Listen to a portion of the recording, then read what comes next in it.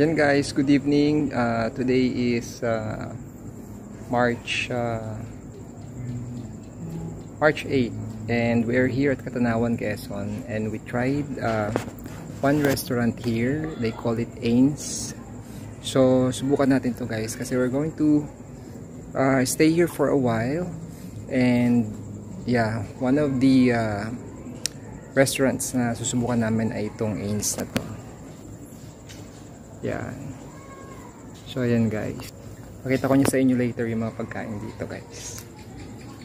So ayan guys, punta kami sa Katanawan and we tried this Ains restaurant. So may hotel din sila, pero pakita ko lang sa inyo yung mga menu. Yan yung mga pagkain na pwede nyong kainin dito, pwede nyong orderin, no? And then later on, ipapakita ko yung mga actual food na in-order namin. Hindi ko na lang to nilagyan ng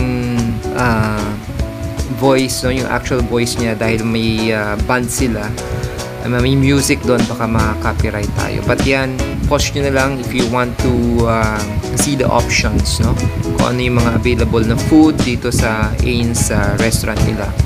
So ito na nga ang in-order namin. We have shrimp na sinigang.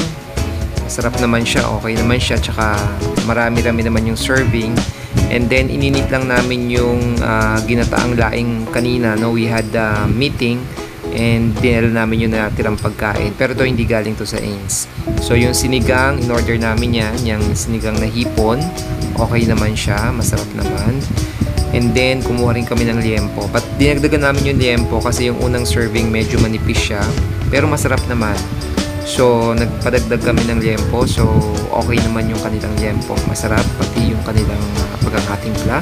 And of course yung sisig, tinry din namin yung sisig nila, superb din, masarap din naman yung kanilang sisig.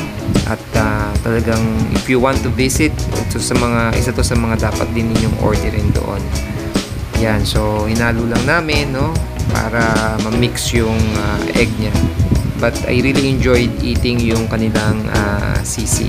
So masarap naman siya. So ito, pinapakita ko lang yung mga ideas guys. So marami pa silang mga food options na available doon. Umorder din kami actually ng pansit. Pero as a low carb, of course, hindi naman natin masyadong kumakain marami. But so far, yan yung mga na-try namin na food dito sa Ains restaurant. And then of course, ito na yung aftermath ng aming pagkain, no? We have enjoyed the food really. So again guys, this is just a short vlog. Hope to see you on our upcoming vlogs ulit.